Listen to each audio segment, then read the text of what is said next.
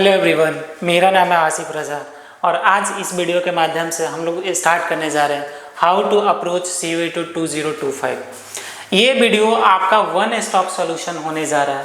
Means इस एक video में you will understand everything which is necessary to crack CUET 2025। Believe me, this fundamental of preparation, this funda of approach is not going to help you only in the CUET preparation, but this entire journey of your life in the further your preparation journey. I believe basically I have done in the past, I used this approach in the different kind of examination. मुझे लगता है कि you can use this funda on not only for CUET but in your further future examination. तो चलिए शुरू करते हैं।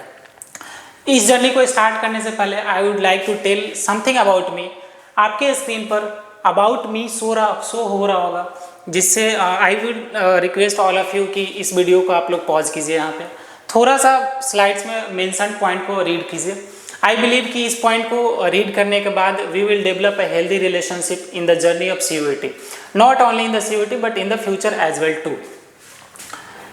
तो चलिए शुरू करते हैं। पिछले वीडियो में हमने जाना about CUET, complete description about CUET। इस वीडियो में हम लोग जो स्टार्ट करने जा रहे हैं the approaches, how should we approach toward CUET। First करी, मैं मानता हूँ कि किसी भी एग्जामिनेशन के अप्रोच में जो फर्स्ट करी होता है उसका सिलेबस होता है। Every person know what is syllabus, कैसे वो डाउनलोड कर सकते हैं, कैसे देख सकते हैं। बट मैं बताऊंगा कि how can you micro analyze the syllabus. If you are very comfortable with, if you have done micro analysis of your syllabus, I believe that आधा गेम वहीं खत्म हो जाता है। माइक्रो एनालिसिस ऑफ सिलेबस से मेरा मानना ये है, माइक्रो एनालिसिस ऑफ सिलेबस से मैं ये आपसे बताना चाह रहा हूँ, इस सिलेबस के हर एक पोर्शन को how can you look on the broad. मैं एक एग्जांपल दे रहा हूँ। अगर ब्रॉडली यहाँ से आप खड़े होकर फर्श पर रखे हुए चीज़ों को देखेंगे तो you can see entire dimension. हर एक सिलेबस के हर एक पहलू पर अगर आपका पकड़ अच्छा है, अगर आप उसको हर एक पहलू जो exam of demand of examination है उस नज़रिए से देख पा रहे हैं, तो I think that is a good way to look after syllabus. अगर मैं एग्जाम्पल लूँ CUET के PG एग्ज़ाम की, तो हम लोग ये जानते हैं CUET जो कॉमन यूनिवर्सिटी एंट्रेंस टेस्ट है, PG में एडमिशन करने के लिए ऑल इंडिया लेवल पे एक एग्ज़ाम कंडक्ट करवाती है। तो CUET PG का पैटर्न अगर आप लोगों ने प्रीवियसली देखा होगा या फिर कुछ बच्चे जो सिलेबस वगैरह देख पाए होंगे, उनमें ये पता होगा कि एक डोमेन सब्जेक्ट होता है। डोमेन सब्जेक्ट का कहने का अर्थ ये है कि अगर आपका मास्टर्स जिस सब्जेक्ट में आपको करना है और जिस सब्जेक्ट से आपको एग्ज़ाम देना है CUET PG को, उसको हम लोग डोमेन सब्जेक्ट बोलते हैं। Is it clear? मेरा पेपर को मैंने नाम दे दिया डोमेन सब्जेक्ट। ये नाम चूंकि NTA द्वारा दिया गया। तो क्या हम लोग अपने डोमेन सब्जेक्ट में पूरे डोमेन सब्जेक्ट के पेपर को अलग अलग चैप्टर्स में डिवाइड कर सकते हैं? पूरे डोमेन सब्जेक्ट के चैप्टर्स को मैंने क्या किया, माइक्रो 1 2 3 4 5 करते हुए अलग अलग चैप्टर्स में डिवाइड कर दिया। तो ये माइक्रो एनालिसिस ऑफ सिलेबस का ये पहला कड़ी है कि आप अपने पेपर को नंबर ऑफ चैप्टर्स में डिवाइड कर दीजिए, जो कि NTA अपने वेबसाइट पे किए हुए हैं। फर्दर आगे बढ़ेंगे तो प्रीवियस स्लाइड में हमने क्या किया, हर एक सब्जेक्ट को मैंने नंबर ऑफ चैप्टर्स में डिवाइड कर दिया। क्या एक कड़ी और आगे बढ़े, हर एक चैप्टर्स को नंबर ऑफ डिफरेंट कॉन्सेप्ट्स में डिवाइड करेंगे। क्या मैं ये एक बात आपसे मैं उम्मीद करता हूँ कि ये आपको ज़रूर पता होगा, लेकिन इस नज़रिए से देखना शुरू कर दीजिए। हर एक चैप्टर में every chapters are build on the certain concept. हर एक चैप्टर में 10 से 15 कॉन्सेप्ट होते हैं, जहाँ से CUET या फिर NTA हर एक साल वहीं से उसी पोर्शन से सब कंटेंट उठाता है और क्वेश्चन वहाँ से पूछता है। पहले हमने क्या किया, हर एक सब्जेक्ट्स को अलग अलग चैप्टर्स में डिवाइड कर दिया। फिर मैंने क्या किया, हर एक चैप्टर्स को मैंने नंबर ऑफ कॉन्सेप्ट में डिवाइड कर दिया। जैसे मान लेते हैं चैप्टर नंबर 1, चैप्टर नंबर 1 में concept number 1, concept number 2, concept number 3, concept number 4 and so on. फिर क्या होगा कि अगर मैं किसी एक सब्जेक्ट के एक चैप्टर को मैं पकड़ूं और उसका एनालिसिस करना शुरू करूं, तो मैं ये देखूंगा कि उस चैप्टर में, जैसा कि मैंने पहले भी रिपीट किया कि नंबर ऑफ कॉन्सेप्ट्स में डिवाइडेड है वो हर एक चैप्टर। कॉन्सेप्ट नंबर 1 में लेते हैं, यहाँ पे मैं ये डिस्कस करूंगा कि अगर एक कॉन्सेप्ट को लेते हैं जो कि कॉन्सेप्ट मिलकर एक चैप्टर बना है और हर एक चैप्टर मिलकर एक सब्जेक्ट बना है, तो हम लोग ये देखेंगे हर एक कॉन्सेप्ट के एटलीस्ट आपको उसका इंट्रोडक्शन मालूम होना चाहिए, वो कॉन्सेप्ट है क्या इसका ब्रीफ आइडिया होना चाहिए। मतलब अगर आप लोग किसी पर्टिकुलर कॉन्सेप्ट को डील कर रहे हो तो उस कॉन्सेप्ट का पहला कड़ी समझने का ये होता है कि उसका आप लोगों का डेफिनेशन और introduction, how can you understand through this. Next कड़ी होता है किसी भी कॉन्सेप्ट को समझने के बाद अगर आप उस कॉन्सेप्ट को एग्जाम्पल या रियल लाइफ एग्जाम्पल से सब्स्टिट्यूट कर रहे हो, रियल लाइफ एग्जाम्पल से अगर आपने सब्स्टिट्यूट कर लिया अपने कॉन्सेप्ट को, तो यहाँ पूरे कॉन्सेप्ट का समरी का गेम खत्म। इसके बाद आता है उस कॉन्सेप्ट में अलग अलग डायमेंशन कि ये कॉन्सेप्ट नंबर 1 क्या है, ये क्यों है, इसका इंपॉर्टेंस क्या है, I will call it a dimension.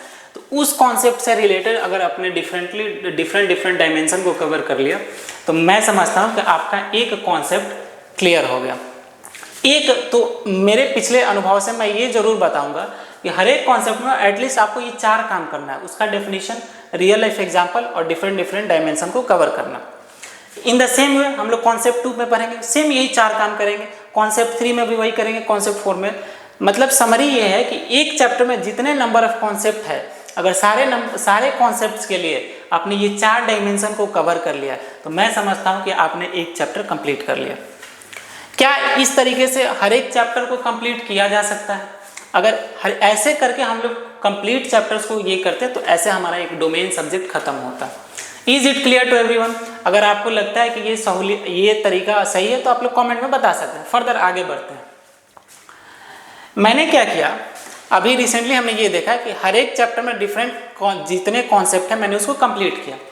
तो क्या मैं ये उम्मीद करूं कि आपने प्रीवियसली जितने भी एग्जाम दिए होंगे, आपने जितनी प्रिपरेशन की होगी, अगर एक चैप्टर का आप लोग कॉम्प्रिहेंसिव मतलब डिटेल नोट्स बनाते हैं, जो कि मैंने 4 डायमेंशन जो बताया था एटलीस्ट उतना भी करते हैं, तो आपको ये मालूम चलेगा कि एक चैप्टर खत्म होने में, एक चैप्टर को ख़त्म करने के लिए अगर शुरुआत से एंड तक देखें तो आपके 10 से 15 पेजेस का नोट्स जरूर बनेगा। मैं पिछले अनुभव से या फिर जितने भी आप लोग देख रहे होंगे प्रीवियसली, अगर आप लोगों को अनुभव है इन सब चीज़ों को ऑर्गेनाइज मैनर में करने का, तो यू विल फील कि 10 से 15 page minimum for each chapter लगेंगे। अगर मैं यहाँ पे आपसे क्वेश्चन करूँ, चैप्टर खत्म होने के बाद हमारा अगला कड़ी क्या होता है, मेजॉरिटी ऑफ ऑडियंस ये बोलेंगे कि revision is the most important की आफ्टर कंप्लीशन ऑफ चैप्टर। फिर मेरा क्वेश्चन कि चूंकि फर्स्ट चैप्टर या फिर कोई भी चैप्टर 10 से 15 पेजेस में बना है, ऑनेस्टली आप सभी को आंसर देना है कि एक चैप्टर का रिवीजन जो कि 10 से 15 पेजेस में है उसका कितने ड्यूरेशन में आप लोग रिवाइज करेंगे। मैं ऑनेस्टली अगर मैं बताऊं कि मुझे अभी कितना टाइम लगेगा किसी चैप्टर को रिवाइज करने में जो कि 10 से 15 पेजेस का नोट्स है, तो मुझे तो 30 से 40 मिनट्स लगेंगे। आई होप कि आपको भी इतना ही टाइम लगेगा। लेकिन क्या ये वर्थ इट है फॉर ईच चैप्टर 30 से 40 मिनट फॉर रिवीजन? और क्या हमारा माइंड अलाउ करेगा? See we all are human beings, और हमको सिर्फ वही चीज़ें अच्छी लगती है जो हमारे माइंड में डोपामीन रिलीज करवाएगा। पढ़ाई सबसे बोरिंग चीज़ होता है, उसमें भी अगर बोरिंग तरीके से करेंगे तो मुझे लगता है कि CUET के जर्नी को सिंप्लीफाई न करते हुए हम लोग और कॉम्प्लेक्स बना देंगे। Our aim is to get highest marks in the limited amount of knowledge. और ये कैसे होगा मैं बताता हूँ। हम क्या करेंगे, हर एक चैप्टर का 1 पेजर नोट्स तैयार करेंगे। 1 पेजर नोट्स क्या होता है? सी अगर इस वर्ड को मैं ब्रेक डाउन करूँ तो मुझे ये पता चलेगा कि ये एक ऐसा नोट्स है जो 1 पेज में आ जाता है। तो आप लोग क्वेश्चन करेंगे, क्या 1 पेजर नोट्स बनाने के लिए जो 10 से 15 पेजेस का नोट्स है उसका मैंने फॉन्ट साइज छोटा कर दूं? इससे फिर कोई फ़ायदा नहीं होगा। अगर फॉन्ट साइज छोटे कर देंगे तो आपको फिर से वही सारे कॉन्सेप्ट, वही सारे वर्ड पढ़ने पड़ेंगे। तो इसके लिए मैं क्या करूँगा, 1 पेजर नोट्स कैसे बनाऊँगा आपके स्क्रीन पर मैं शो करता हूँ। लेट मी सी। क्या मैं उम्मीद करूँ कि ये 1 पेज है, एक फ्रंट साइड और ये एक बैक साइड। 1 पेजर नोट्स बनाने के लिए मैं क्या करूँगा, एटलीस्ट 10 से 15 टाइप ऑफ डायग्राम का यूज़ करूँगा। ये डायग्राम क्या होगा, कुछ में फ्लो चार्ट होगा, कुछ में वेन डायग्राम होगा, किसी में पाई चार्ट होगा। इन 10 से 15 लिस्ट ऑफ डायग्राम का मैं डिस्क्रिप्शन में लिस्ट ऑफ डायग्राम्स भी डाल दूँगा। 10 से 15 टाइप ऑफ डायग्राम का अगर आप लोग यूज़ करके 1 पेजर बना रहे हैं, सी मैंने पहले बताया था हर एक चैप्टर में 10 से 15 टाइप ऑफ कॉन्सेप्ट है। मैं क्या करूँगा, मैं अपने 1 पेजर को डिवाइड करूँगा अलग अलग सेक्शन में। मैंने क्या किया, मैंने पहला कॉन्सेप्ट उठाया, कॉन्सेप्ट का मैं अब इंट्रोडक्शन लिखूंगा या डेफिनेशन लिखूंगा। यहाँ मैं क्या करूँगा, राम कथा नहीं लिखूंगा। उस डेफिनेशन में 2 से 3 वो ऐसे कीवर्ड होंगे जिससे हमारा ये क्लियर होगा कि उसका डेफिनेशन एक्चुअल है क्या, मतलब उस 2 से 3 पूरे डेफिनेशन को रिप्रेजेंट करेंगे। यहाँ मैं एक्चुअल में रियल लाइफ एग्जाम्पल से सब्स्टिट्यूट कर दूँगा। यहाँ अलग अलग डायमेंशन को डायग्राम फ्रेमवर्क में मैं कंप्लीट करूँगा। ये हुआ हमारा कॉन्सेप्ट नंबर 1। क्या in the similar way concept number 2 इसमें किया जा सकता है, फ्लो चार्ट का यूज कर लेंगे, डिफरेंट डायग्राम का यूज कर लेंगे।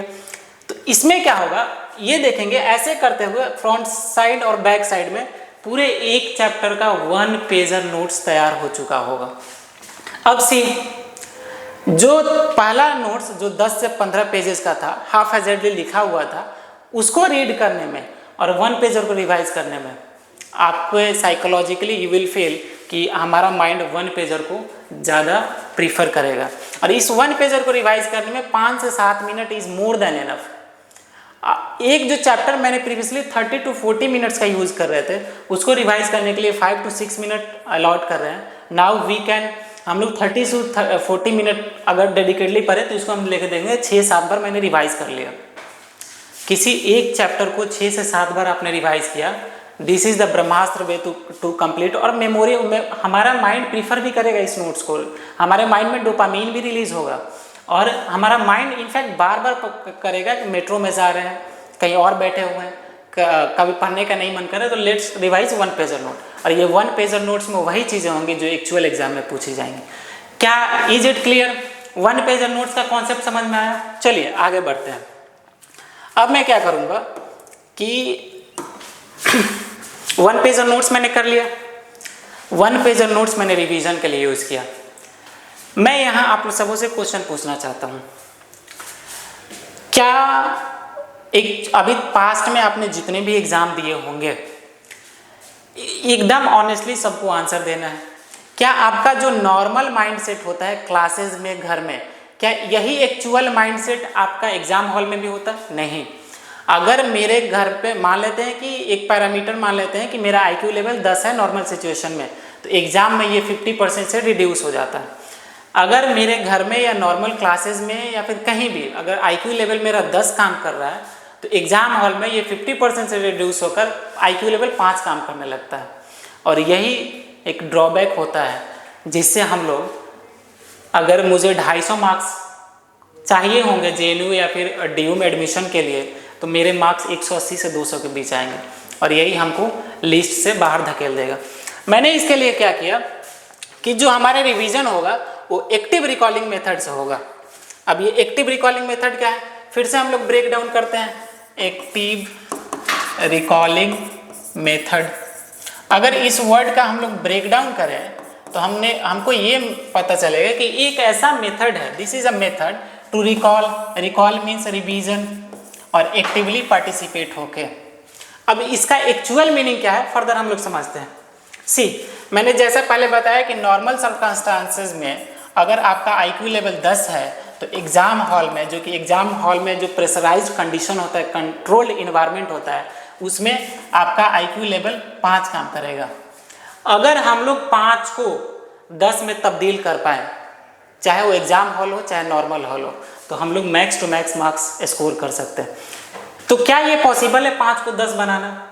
अगर ऑनेस्टली बात किया जाए तो ये this is not 100% not possible. 5 को 10 नहीं बनाया जा सकता, लेकिन कैन भी 8.5 कर सकते हैं, एट 9 तक भी पहुंच सकते हैं। ये करेंगे कैसे?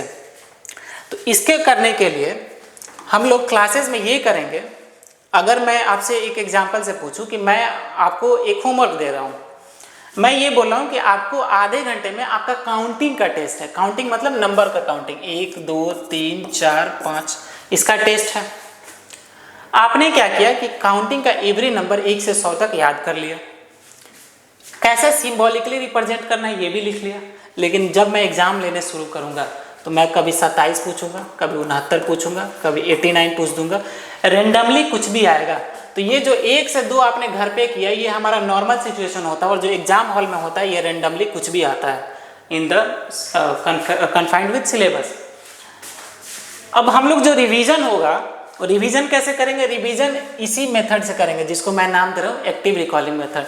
जो हमारे चैप्टर्स खत्म होने के बाद जो मैंने 1 पेजर से रिवाइज किया, अब फिर जब मैं एक्चुअल टेस्ट माहौल में बनाना चाहूँगा, एक्चुअली मैं उसको रिवाइज करना चाहूँगा, तो आई will use active recalling method. इसमें ये होगा कि हम लोग रेंडमली कोई भी एक कॉन्सेप्ट उठाएंगे, 27 से हम लोग 29 पर पहुँचेंगे, 29 से 30 पर पहुँचेंगे, 30 से 03 पर पहुँचेंगे, मतलब एक चेन बनाएंगे। चेन करने का सेंस क्या है कि हम लोग इनिशियली कैसे रिवाइज कर लेते हैं कि एक से हम लोग y पर पहुंच रहे थे, y पर z पर पहुंच रहे थे, लेकिन मैं x से z पर भी पहुंचूंगा, z से x पर भी पहुंचूंगा, x से a पर भी पहुंचूंगा, मतलब एक पूरा वेब बना देंगे आवर रिवीजन का। मैं इसको एक्चुअली एग्जाम्पल से और क्लियर करूंगा, but this is the basic framework to remember with active recalling method. आगे बढ़ते हुए हम लोग ये देखेंगे कि मैंने इसमें क्या किया, एक्टिव रिकॉलिंग से रिवाइज किया। आईक्यू लेवल को मैं कोशिश कर रहा हूँ कि जर्नी के एंड तक आते आते एक्चुअली एग्जाम से एटलीस्ट 1 महीना पहले तक मेरा आईक्यू लेवल जो एक कंट्रोल इन्वायरमेंट में जो एग्जाम होता है एटलीस्ट उसके नज़दीक पहुँच चुका है। This is not and. एक चैप्टर को मैंने क्या किया, एक 1 पेजर नोट्स और एक्टिव रिकॉलिंग से रिवाइज किया। अब मैं उस चैप्टर का सेक्शनल टेस्ट दूंगा। सेक्शनल टेस्ट क्या होता है? इसमें 1 से 2 चैप्टर आएंगे जिसके आप लोग टेस्ट देंगे, जितने number of questions actual exam में पूछे जाते हैं। फिर हम लोग क्या करेंगे, उस सब्जेक्ट का फुल टेस्ट देंगे। इसमें हाफ सिलेबस हो सकता है या फिर कंप्लीट सिलेबस हो सकता है फुल टेस्ट में। और मैं आप सभी को सजेस्ट करूँगा फुल टेस्ट को आप लोग एग्जाम सिमुलेटर की तरह लीजिए। जिस माहौल में एग्ज़ाम कंडक्ट की जाती है, चाहे CBT मोड में हो चाहे ऑफलाइन मोड में हो, तो उस दोनों का कॉम्बिनेशन यानी हाइब्रिड मोड में आप लोग फुल टेस्ट को प्रैक्टिस करना है। अगेन तो हमारा समरी क्या रहा, इस पूरे अप्रोचेस का समरी ये रहा कि मैंने क्या किया, शुरुआत में पूरे सेक्शन को, पूरे सब्जेक्ट को मैंने नंबर ऑफ चैप्टर्स में डिवाइड किया। एक चैप्टर को मैंने डिफरेंट नंबर ऑफ कॉन्सेप्ट में डिवाइड किया। एक कॉन्सेप्ट को स्टडी करने के लिए मैंने उसका 3-4 डायमेंशन बताया, उस डायमेंशन को कवर कर लिया, मेरा कॉन्सेप्ट खत्म। ऐसे सारे कॉन्सेप्ट करेंगे तो पूरा मेरा चैप्टर क्लियर होगा, चैप्टर खत्म होगा तो मेरा पूरा सब्जेक्ट खत्म होगा। अब रिवीजन की बात आती है, तो रिवीजन मैं कैसे करूँगा, not from the main source. मैं हर एक चैप्टर के लिए 1 पेजर नोट्स बनाऊंगा। 1 पेजर नोट्स बनाने के लिए we will use multiple diagrams और उस डायग्राम से रिवाइज करेंगे। और रिवीजन के time I will use active recalling method. मैं फर्दरी एक पर्टिकुलर वीडियो लाऊंगा एक्टिव रिकॉलिंग मेथड और 1 पेजर कैसे बनाए। ये एक स्किल होता है जो टाइम टू टाइम डेवलप होता है। तो आइए हम लोग साथ जुड़ते हैं और let's start CUET 2025 journey. Thank you everyone. Like कीजिए, सब्सक्राइब कीजिए।